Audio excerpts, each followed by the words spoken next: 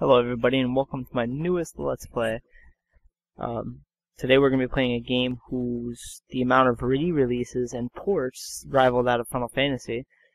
Seriously, there's about 20 different re-releases and ports spread across about 5 or so systems of the games in the series. But anyway, we have the demo playing here. So let's get back to the pause screen. This is on the Sega Genesis, and the game is Wonder Boy 3, which is Wonder Boy 3 in Monster Lair, or Wonder Boy 3. I don't know how the naming patterns work, but it's Wonder Boy 3 Monster Lair. This was developed by Westone. It was originally released by Sega for arcade machines in 1988. The version we're going to be playing is from 1991, and that was when it was released on the Sega Genesis.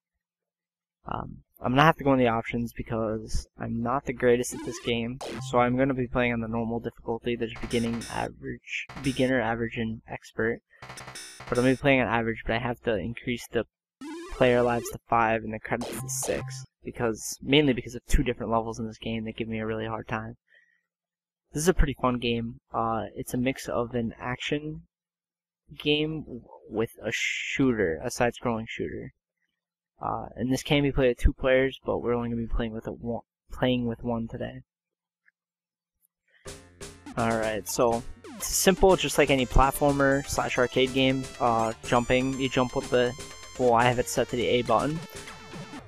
Shoot, jump, shoot, and that's it. That's the basic things. One thing you might have noticed if you're observant is that my health is going down as the screen scrolls. One of the things with this game is that as time goes on, your health drops, and pretty much everything gives you health, whether you're collecting new weapons or you're picking up the fruits and vegetables or whatever they are that we've been collecting. There's a bunch of different weapons, like see there we just got a carrot which gives us health and everything. There's a bunch of different weapons. I'll explain them each in depth after I'm done talking about everything else.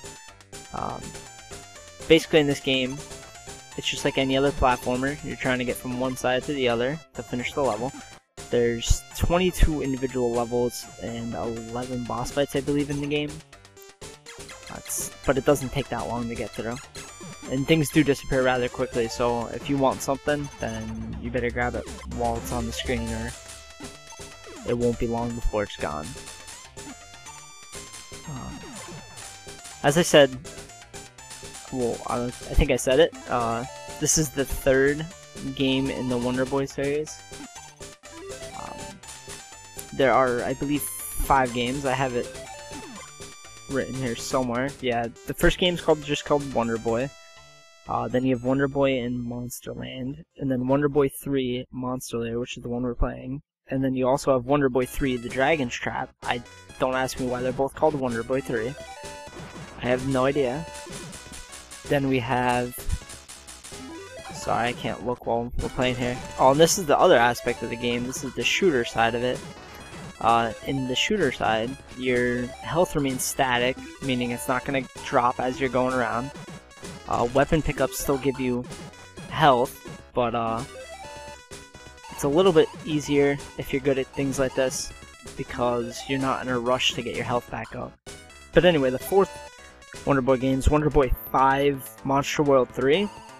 I don't know why they skipped 4. And then the last one is called Monster World 4. It's the only game not labeled with the Wonder Boy title, but it is still part of the series. But that one was released only in Japan, so it never saw a US release. Wonder Boy and Monster World was the last one to ever see a US release. Oh man. We died right as the boss is dying, go figure. But anyway, that's the end of level 2, but each boss fight is counted as a round. I didn't expect to actually die in that level. This is a little bit more difficult talking and playing the game at the same time. Those fruits you see me shooting, and then they get larger before they explode and unleash a bunch of different fruits.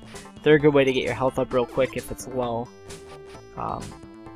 As far as the way taking damage works in this game, I don't understand it completely, because it usually normally follows a pattern where, you know, you'll take a hit and that'll do X amount of damage, and if you don't have enough health to cover it, you'll die. But I've had other times where I will get hit once and die.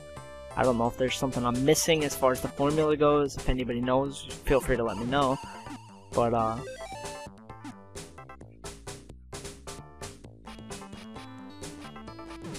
yeah, you'll probably see later on where there'll be times where I get hit once and I'm dead.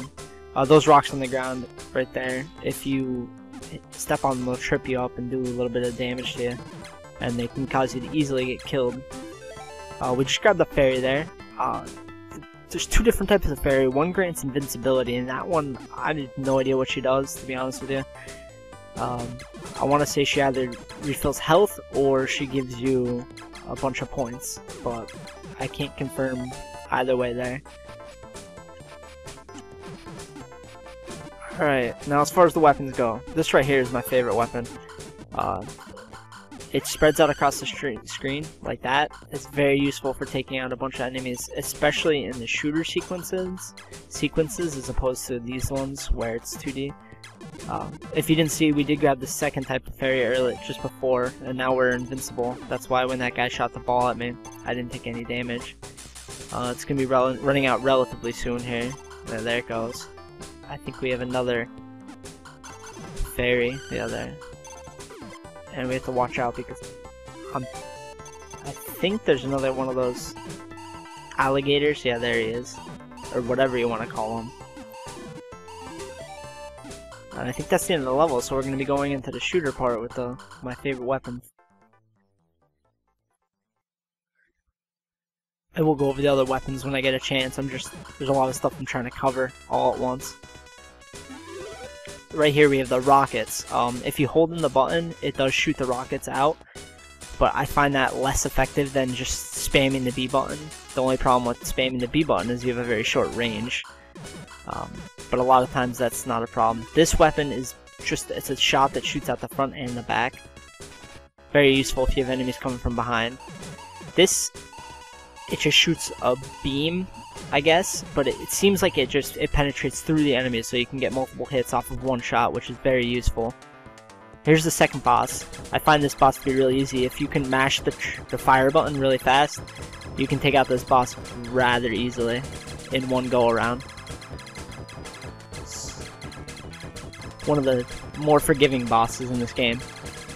None of them are too bad, but you can get him before he even goes off the screen for the first time. Another thing about the game, the main character that we're playing as here his name is Leo. And if you play the two-player version, the second character actually plays as a female, and she plays as Princess Purapro. And I believe Princess Purapro has a main role in some of the other Wonder Boy games. But anyway, we're going to call it a video there for the first video. These are going to be rather short, and the game's not that long at all. As you can see, we finished four levels already, and that's only the first video. And they all go pretty much that quick, and we did a lot of talking this time, so next time we'll be paying more attention, so they'll probably go even quicker than that. But anyway, thank you for watching, and I'll see you in the next one.